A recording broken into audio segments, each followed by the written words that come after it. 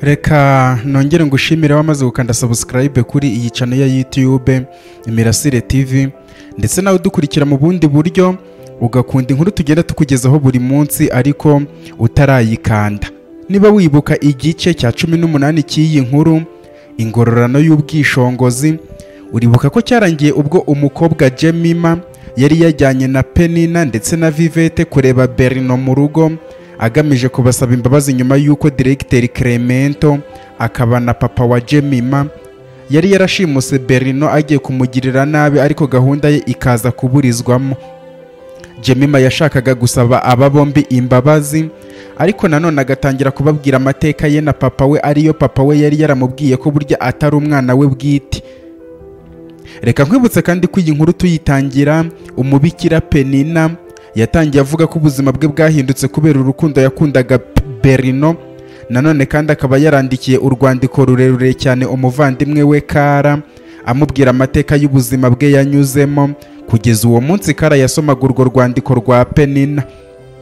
Niba rero warasigaranye amatsiko yuko ibyakurikiyeho byaje kugenda, uyu ni wo mwanya kugira ngo ubyumve muri iki gice cya 19 cy'iyi nkuru.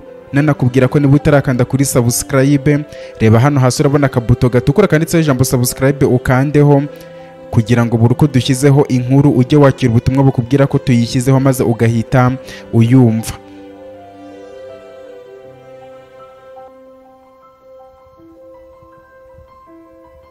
GEMIMA yakomeje atubwira nge na Berino ndetse na Vivete ati papa yamaze kumbwira gutyo mubwira ko ndi kumva mfite amatsiko menshi cyane, nawe ambwira gushira amatsiko kuko arayamara yose. Nuko ahita ambwira ati mwana wanjye GEMIMA, nubwo nitwa Clemento w'umuyobozi w'ikigo cy'amashuri yisumbuye, ariko ntago nahoze ndi Clemento, ahubwo nahoze ndi Beritini. Kandi iyo wumva bavuga ngo nari umuyobozi kera barabeshya, kuko nahoze ndi umujura. GEMIMA, nimvuga umujura wumva uyu mujura nta bundi busobanuro burenzeho.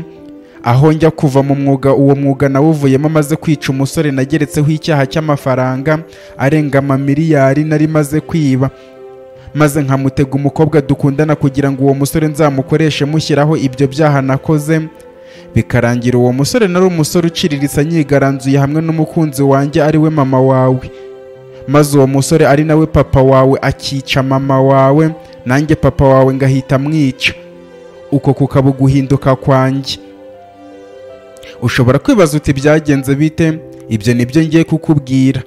Ndamusubiza nti nguteze amatwi ariko ndumva ibyo bindenze. Ako kanya papa yansize muri salo yinjira mu cyumba. Nge nsigara ndi kwibaza ibintu ambwiye ukuntu papa wanjye wanyawe yaba yarishe mama wanjye bikambana urujijo. Hashize akanya papa wanjye nako Clemento nari maze igihe nzi ko ari papa wanjye agaruka afite agatabo mu ntoki kameze nka agenda. Arakampereza maze arambwira ati ntago nshaka kwirirwa nkubwira kenshi wenda kugira ngo utaza kumva harimo n'ibinyoma, ariko akira aka gatabo maze usome ndaba ngutegereje numara gusoma urambwira ibyo ukuyemo. Yamaze kumpa ako gatabo kameze nka agenda n'amatsiko menshi ntangira kukarambura ku ipaji ya mbere hariho ifoto y'umusore bigaragara ko akiri muto ariko mwiza cyane. Mpita ndeba papa wanjye ambwira ko uwo musore ari papa wanjye witwa Denis. Nkomeza kumwitegereza akanya gato yandambura indi page, nsanga hariho ifoto y'umukobwa nawe uri mu kigero cy'umusore. Amaze kumbwira ko ari papa wanjye, uwo mukobwa ambwira ko yitwaga Jovita. Clemento ahita yitanguranwa ambwira ko ari mama wanjye umbyara.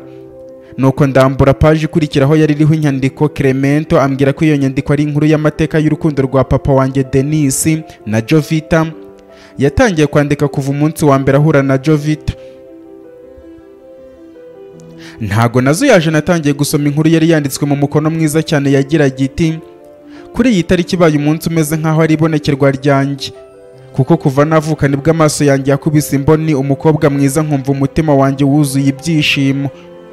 N'ubwa mbere umutima wanjye wari umpatirije gutera intambwe nkegera umukobwa maze nkamubaza izina rye, aho ataha ndetse n'ibyo akunda, mu gihe ibyo nari mpugiyemo byose ari ugushaka akazi.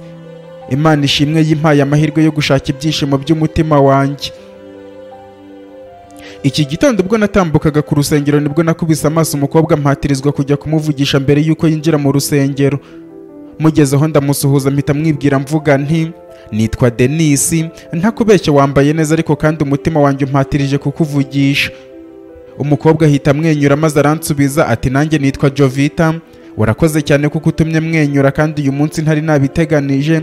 Nanjye nzindukiye aha ku rusengero ngo nsengere ibyifuzo byanjye nk'uko bisanzwe ngo ndebe ko Imana izamfasha ikankura mu bibazo nikoreye. Ndamusubiza nti uhumura, Imana ishobora byose kandi izabikuvanamo neza.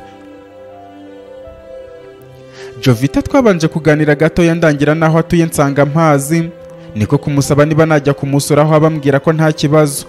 Nuko turatandukana ariko umutima wanjye wuzuye ibyishimo byinshi cyane kuko ntatekerezaga ko uburyo yanyakiriye bwa mbere ariko aranyakira. Nuko nanjye nkomeza njya gukora ikizamini cy'akazi, nubwo natahanye amahirwe make kuko cyansinze ariko natahanye ibyishimo byinshi cyane kubwo kuba ndi kuzirikana Jovita. Niko kudahitira ahandi hantu ahubwo mpita njya aho yari yandangiye. Mu nzira ngura uturabo two kumushyira ngo mutungure, ngeze ku muryango w'aho atuye ndakomangaza gufungura.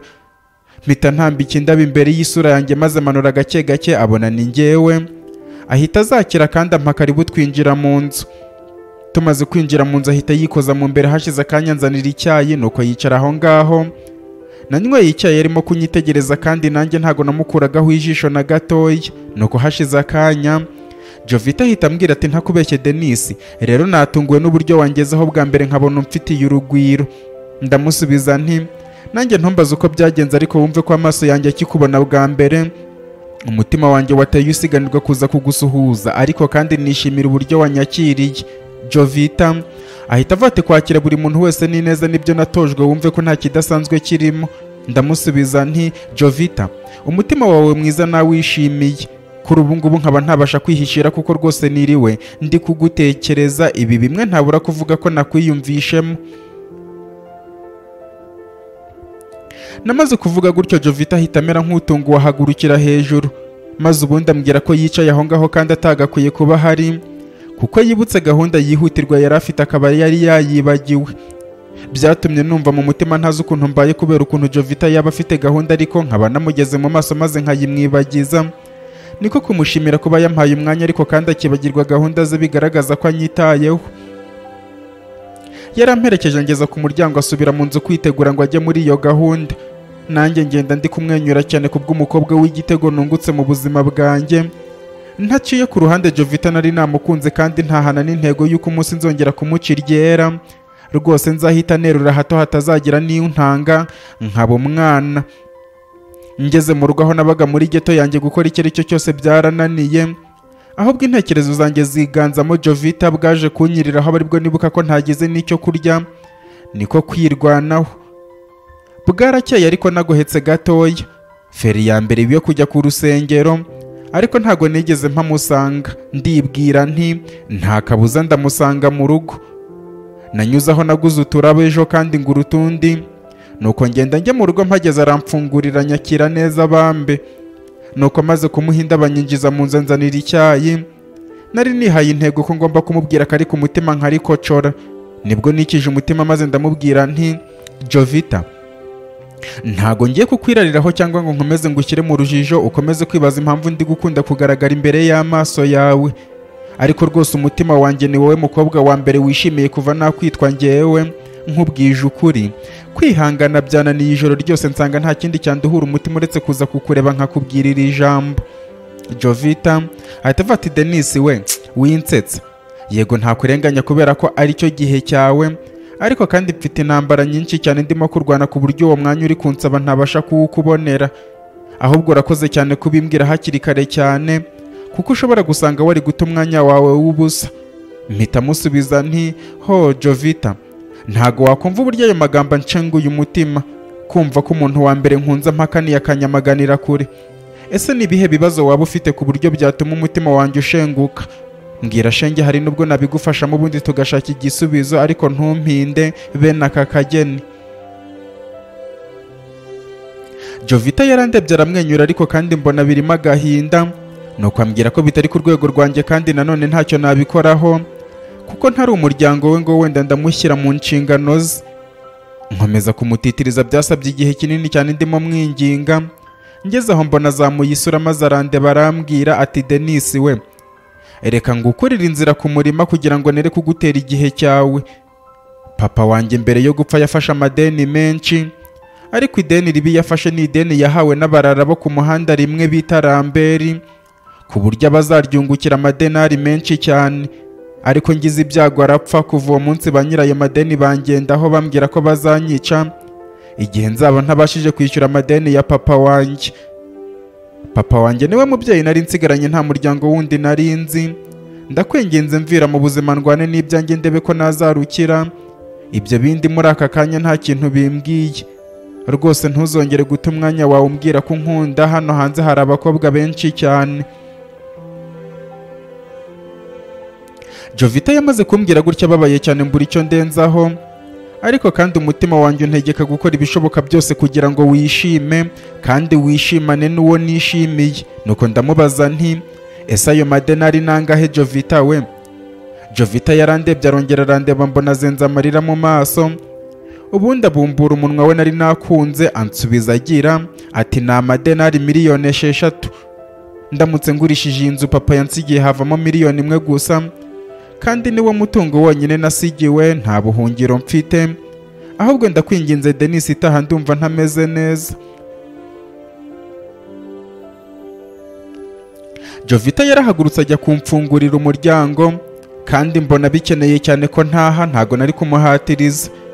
Nuko ndasohoka musezeraho ngenda mbabaye cyane. Ayo madenari ni menshi cyane birenze ku buryo ntazi ahantu yari kuva. Nageze mu rugo umutwe wanjye washyushye cyane. Ehehe no gutora agategeko gushaka ibyo kurya ko bwanyiriyeho, nicaye mu buriri ndi gutekereza ikintu cyavana Jovita mu makuba, ariko umutima wanjye ukishima. Ijoro riza kugwa ndetse burinda bucya. Mu gitondo cya karenza kwigira inama yo gusubira kwa Jovita, byibura tukaza kubiganiraho. Ngeze ku muryango wiwe nsanga ntago hafunze hegetseho. Ndakomanga ariko hashira akanya ataza gufungura. Niko gusunika umuryango ndinjira. Nkigera muri salo ntungurwa no kubona Jovita ahagaze ku gatebe karekare, afashe mu ntoki umugozi uzinze neza, ariko kandi yari afite ibikomere ku mubiri wose bigaragaza ko yakubiswe. Mu kwibaza ibiri byo mbona ko agiye kwiyahura. Ngenda niruka cyane nkubita umugeri ka gatebe, ubundi musamira hejuru agwa mu maboko, mpita nicara hasi mvuga nti, Jovita, wabaye iki gitumye ugiye gufata umwanzuro ungana gutya kugeza naho ushaka kwiyahura? Jovita mu marira aransubiza ati, Denis we, ubu buzima ntago ngishoboye kububamo. Igitondo cya kare y'amabandi nakubwiye papa wanjye yagurije amafaranga, yaje nzindukiye aranyiyahuza arankubita. Ariko kandi ntago ari ibyo gusa kuko yanamfashe no ku ngufu. Ubu buzima bwanjye ntacyo bukimaze, nta gaciro bugifite. Umwanzuro mwiza ni ukuva kuri iyi si rwose, ndeka nikomereze gahunda nari natangiye. Jovita yambwiye gutyo ndababara cyane birenze urugero. Mubaza ayo mabanda yariyo ngo njye kuyakosora, ariko nanone kandi muri ako kababaro nza gusanga atari cyo gisubizo kirambye umuntu yagashatse. Ariko nanone umutima wakunze ntago ujya kure y'urukundo. Nahise mbona ko ndamutse nshatse igisubizo kirambye cyo gushaka amadenari Jovita abazwa, naba mwiyeguriye ku buryo atazanyibagirwa. Nuko mpita muhagurutsa ku bibero byanjye aho yari aryamye, mwicaza mu ntebe imbere y'ameza, yegeka umutwe ku meza, maze ndamubwira nti, Jovita, mu by'ukuri ntacyo ndi cyo mu buzima busanzwe, ariko nanone imbere yawe nabonye ko ndi kumwe nawe nagira igisobanuro. Ari nayo mpamvu ngiye gufata umwanzuro ukomeye. Ngiye gushaka 6,000,000 z'amadenari, twishyura ayo madeni maze ubeho utuje. Jovita ahita avuga ati, Denis we, ibyo uri kuvuga nawe urabizi ko bidashoboka. Nta hantu wakura ayo madenari yose kuri iyi si, keretse ugiye kwibana bw'ahabika ubukungu by'amadenari honyine. Jovita yamaze kumbwira gutyo koko nsanga nta hantu wakura amadenari angana gutyo. Mpita mureba maze ndamubwira nti, Jovi, ngiye gukora igikorwa gisa n'ubwiyahuzi, ariko kandi byose ngiye kubikoreshwa n'umutima ugukunda, kugira ngo ejo nzakubona urimo guseka ndetse wibagiwe n'ibikomere wagiriwe n'abagira nabi. Ahita ambaza ati, ubwo se ugiye gukora iki? Ndamusubiza nti, ngiye kujya kwiba banki. Jovita ati, ntago bishoboka byonyine ukibitekereza bahita bakurasa. Ndamusubiza nti, Jovi, nsezeranya ko nindamuka mbonye amadenari yo kwishyura ideni rya papa wawe, urampa umutima wawe, nakurampa umwanya mu mutima wawe maze nkawinjiramo, nkabona ku byishimo ntekereza ko nagira igihe naba ndi kumwe nawe. Jovita namaze kumubwira gutya nyemerera azunguza umutwe ambwira ko abyemeye, musaba kwihangana akagumaho mu rugo kandi ahaguma ntegereje. Tumaze kumvikana mpita mvaho mu rugo mu bwoba bwinshi, ntangira kuzenguruka Yeriko yose ngera kuri buri banki nakwinjiramo nkabona ntaho namenera ngasohoka. Mu gicamunsi nageze kuri banki nkuru y'igihugu kuko niyo mahitamo nari nsigaranye yonyine. Ninjiramo ntangira gutera amaso hose ariko kandi nareba abashinzwe umutekano waho nkabona ntaho wapfa kumenera. Sinzi ukuntu nahindukiye mbona kuri gishe aho babikuriza hari umugabo barimo kubarira amadenari menshi cyane. Uwo mugabo nkomeza kumwitegereza, ubwonko bwanjye buhita bumbwira buti uriya mugabo biroroshye cyane kumwiba kurusha uko wakwiba banki. Umutima wanjye umbwira ko ngiye gucunga uwo mugabo akaba ari we nza kwiba ayo madenari, ubundi nkaza kwishyurira Jovita amadeni nkabona ibyishimo n'urukundo rw'umutima wanjye. Ntago byaje gutinda uwo mugabo yasohotse muri banki nanjye ngenda mukurikiye. Ageze hanze ajugunye igikapu gipakiyemo ya madenari avanye muri banki mu modoka, ubundi yinjira mu modoka. Niko gutangira aratwara nanjye mfata moto nsaba umumotari gukurikira iyo modoka.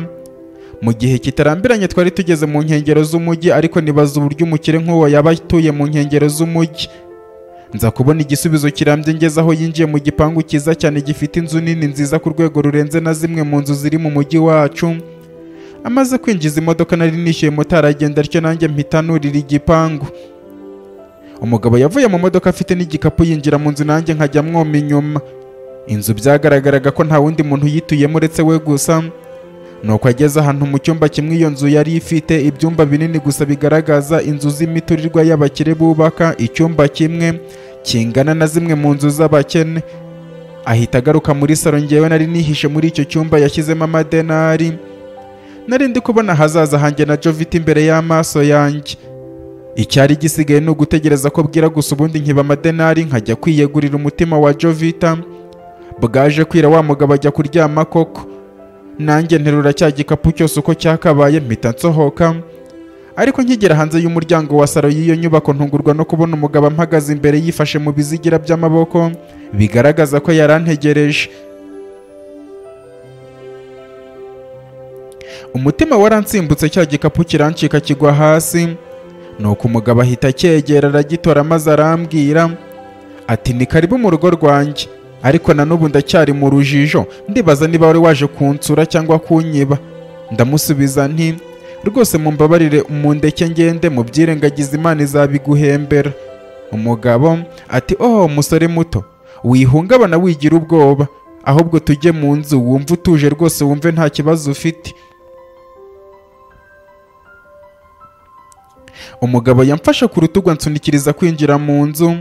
Tugeze muri salo arambika cya gikapu mu ntebe, ubundi yegera firigo akuramo imbuto, afata akamashini gakora umutobe ashyiramo za mbuto aracomeka. Mu kanya gato umutobe uba urabonetse.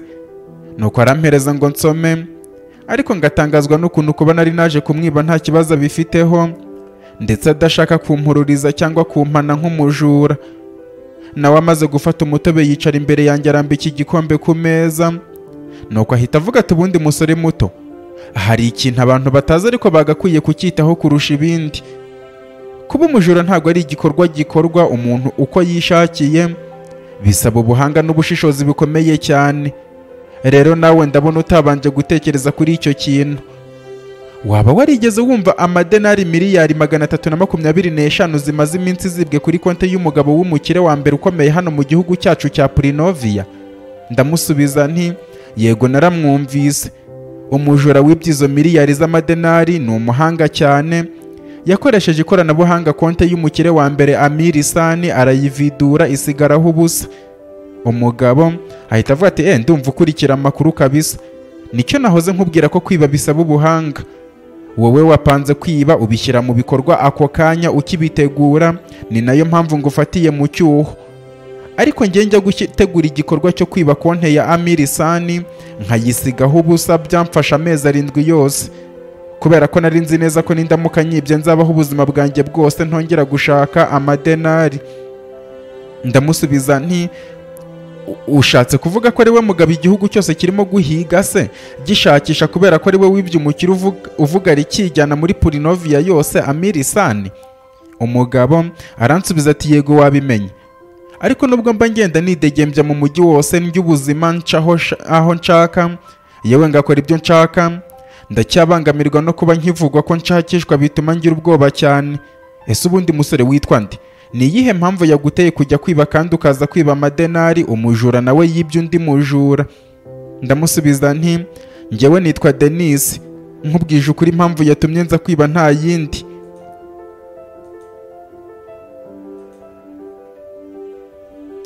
Nafashe umwanya ntangira gusobanurira uwo mugabo impamvu nyamukuru yanteye kuza kwiba, kuko nari nabonye atari umugabo mubi, ariko nanone natangajwe no kumva ko ari we mugabo wibye miliyari z'amadenari nyinshi z'umugabo w'umukire wa mbere mu gihugu, akaba ajya kuyatora no muri banki arimo kwidegembya kubera ko yabikoreye ku ikoranabuhanga. Namaze kumubwira byose araseka cyane ati urukundo nirwo ruri gutuma ushaka kwiba miliyoni 6 z'amadenari?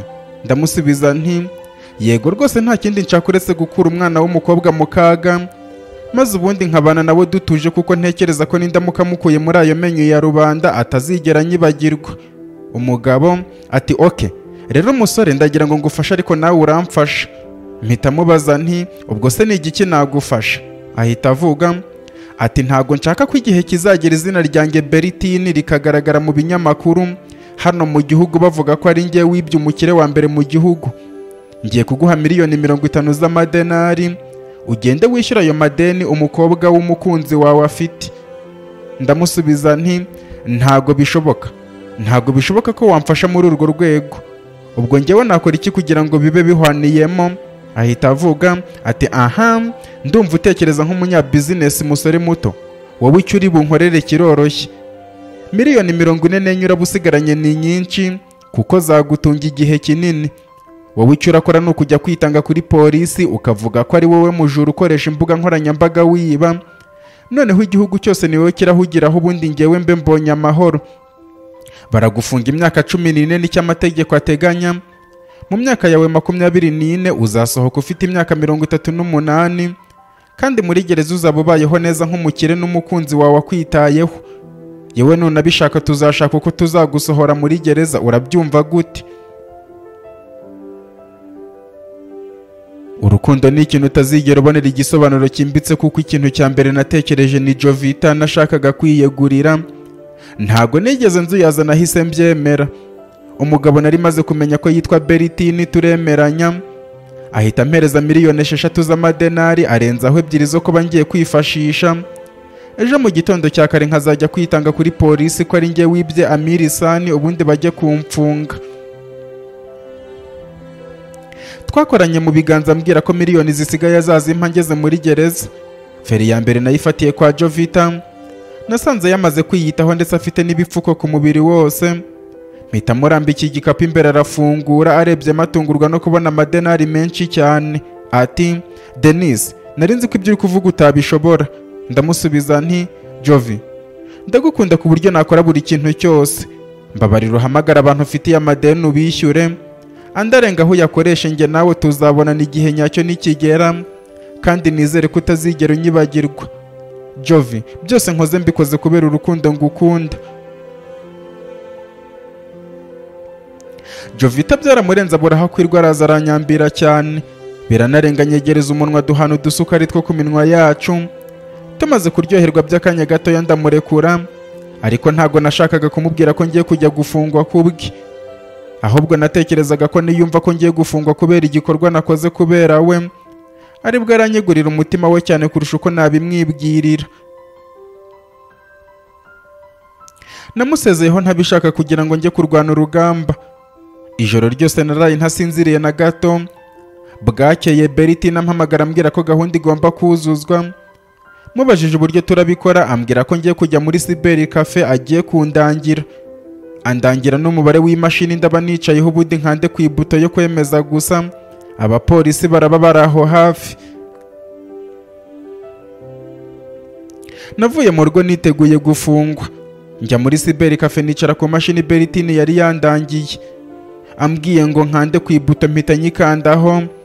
Hadaciye ingaho abapolisi bahise bampingukaho banyambika amapingu. Tugeze hanze ya Siberika afite itangazamakuru ryari ryahageze. Birumvikana umuntu wibye umukire wa mbere mu gihugu, kandi umukire wa mbere mu gihugu IMIRASIRE yavugwagaho gukora ibikorwa byemewe n'ibitemewe.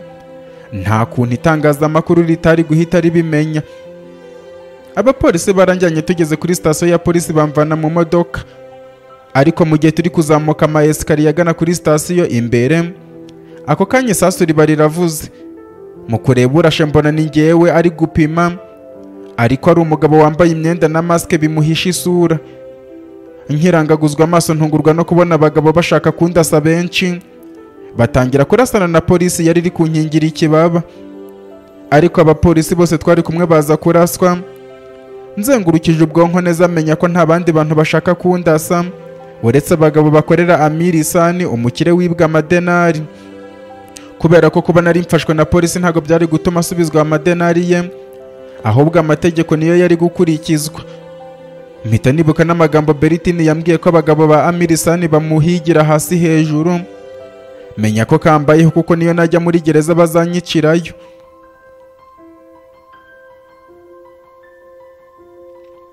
Ako kanya umutima wanjye wakubise kuri Jovita, maze ndeba umupolisi wari uryamye hasi mpita mwambura imfunguzo.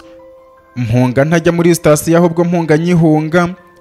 Ngenda niruka kibuno mpamagura amasasu nayo ariko ari ndiho. Nari nambaye amapingu bivuze ko nari mfite intege nkeya. Gusa nakomeje kwiruka cyane isasu riza kumfata ku kibuno ndihangana. Umujyi warimo abantu wambereye agakingirizo kuko nabacengeyemo kugeza ngeze mu makaritsiye. Abagabo ba IMIRASIRE nabo bari banyurutseho. Gusa nakomeje kubacika ngeze aho nabonye bari kure cyane mpita mfungura amapingu ndayajugunya. Ngenda niruka cyane n'amaguru kugeza ubwo nageze kwa Jovita. Ariko ninjiriye inyuma mu idirishya mpita ngwamo imbere. Nkimara kugwa imbere ntangira guhamagara Jovita mvuga nti, Jovita ntabara bashaka kunyica. Ako kanya ngihagaze aho ngaho ndimo kwiruhutsa, nagiye kubona mbona Jovita afunguye umuryango wo mu cyumba cye, yambaye akaesuwime kagufi cyane. Ahagarara mu muryango afata urugi atangira kunyitegereza.